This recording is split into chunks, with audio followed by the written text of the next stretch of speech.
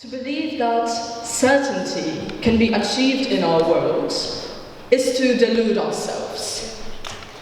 Although certainty fills us with feelings of safety, comfort, and stability, its absence is constantly proven to us. It even came to a point that we started forming frameworks that named uncertainty as one of the key factors shaping our reality. This first occurred when the term VUCA was coined after the Cold War to describe the state of the world. A VUCA world is one that is volatile, uncertain, complex, and ambiguous. And although it sounds scary enough, this acronym was already deemed inaccurate and outdated. But no fear, a new one has been introduced, BANI. This stands for brittle, anxious, non-linear, and incomprehensible. Whichever term you may wish to use, both can be applied to everybody. Whether you are a business owner at the beginning of 2020 and you get suddenly stricken by a pandemic, a student who is unsure of their career choice, because what if the field they decide to go into gets dominated by technology, or simply someone whose safety is constantly endangered by unexpected natural disasters? One conclusion can be drawn. The world we live in is rapidly changing in a way that we can neither predict nor understand, and the consequences of this are taking their toll on everybody. This world requires us to rely more on our intuition than on linear thinking, to be agile, flexible, but I think most importantly, to sometimes stop for a moment to avoid panicking. So how can we become people that embody those traits and are able to navigate a world filled with uncertainty? Because on one hand, we like to keep things under control. It is in our human nature that we feel comfortable when we know what's going to happen and when it is going to happen. That's why we plan in the first place. On the other, with all the unpredictability and uncertainty around us, we simply cannot expect ourselves to anticipate everything. So how can we combine these two? Feeling like we actually have some influence on what's happening in our lives, with being ready for the unpredictable. A simple habit can work wonders here, and it will not only help you improve the way you manage your time, but will also help you approach uncertainty with more openness and less fear.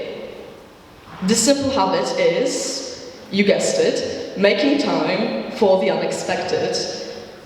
However, before we move on to answering the question, how to make time for the unexpected, let's establish why we don't do that in the first place. If you were to look up the phrase, Google Calendar of a productive person, this is what you would see. Calendars filled to the brim with colorful blocks. Because a productive person is kept busy at all times, right? And their calendar is a reflection of this busyness, right? When on a daily basis we are shown images of those hyper-productive, non-stop, super busy people, we can easily fall into this trap that our worth is based on how many things we stuff into our calendar. One of the people who did fall into this trap is Bill Gates. He says that his friend Warren Buffett was the person that first showed him that stuffing his calendar to the brim is not the only way you could do things. He also says something incredibly valuable afterwards in this interview, that you control your time, and it is not the proxy of your seriousness that you feel every minute in your schedule. Of course, Bill Gates mentions it in the context of being a CEO. However, I firmly believe that this statement can be applied to all of us. Because don't we compare ourselves sometimes? Don't we feel less valuable when we have less things to look forward to, when we're not kept busy at all times? So now that we've established why we don't make time for the unexpected, let's answer the question, how? And I believe you already know the answer to that because it certainly isn't rocket science. Leave free spaces in your calendar. Or, if you don't use one, because that might also be the case, plan your day in a way that allows you to have those empty time slots. You might say, oh, but I'm already so busy, I cannot afford to lose those few hours of my week. Can't you? Or are you just a procrastinator that plans their work for the very last minute when doing it is simply inevitable? Or you cannot just prioritize in your life? I'm not going to delve into either of those aspects in my speech. However, let's make one thing clear. In a world where you cannot rely on many things, the one person you should be able to rely on is yourself. In other words, you should be disciplined enough to not procrastinate and to prioritize. So now, let's move on to leaving free spaces in your calendar. Or simply not filling your entire day with planned activities. Why is that bad? I'll explain it on a very simple example. Let's say there's a student called Nick. Nick strives to achieve a balance between school, personal life, and physical activity. Therefore, he plans almost every minute of his week to make sure that none of those aspects are neglected. His calendar looks like this. There is not much empty space, as you can tell, and I will be condemning this in a moment.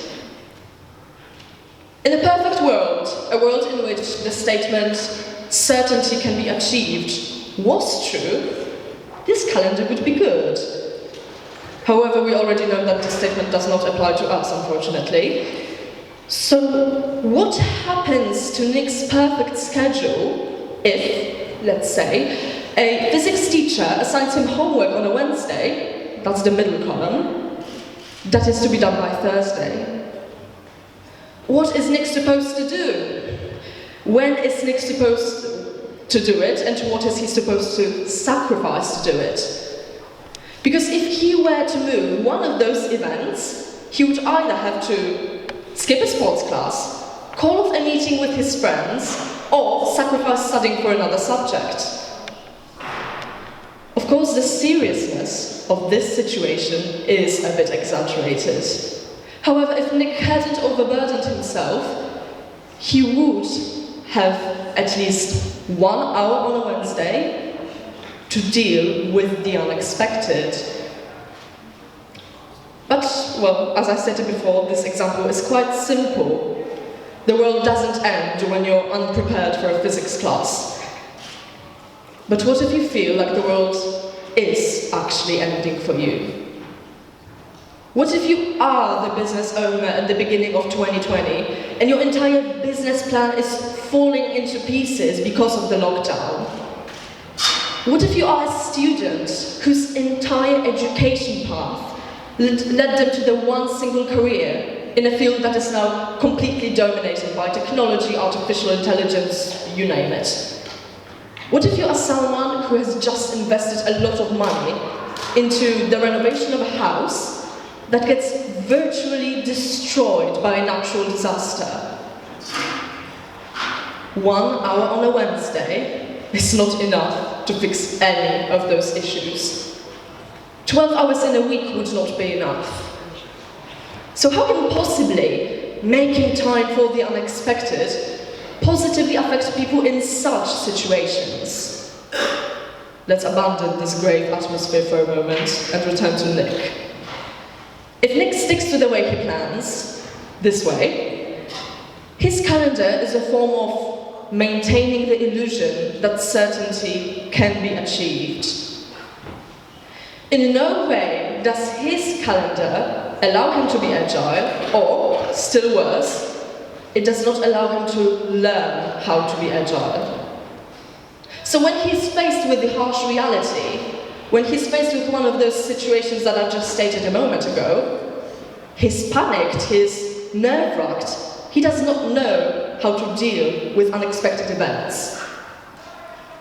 But if Nick prioritizes a little, which would allow him to leave some empty space in his calendar, he slowly gets used to the idea that unexpected events do in fact occur. He ultimately becomes, day by day, prepared to be a part of the VUCA world, the bunny world, whatever you might call it. He braces himself mentally for the unexpected.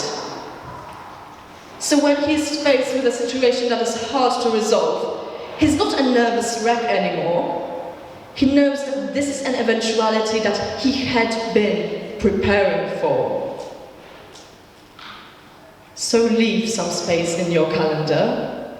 Make time for the unexpected, because not only will it help you improve the way you manage your daily tasks, but it will also help you develop a mindset that will allow you to navigate the world of uncertainty. You cannot plan how you will be dealing with the unexpected, but you can plant the seed through a daily habit and be more mentally prepared to face it. Thank you.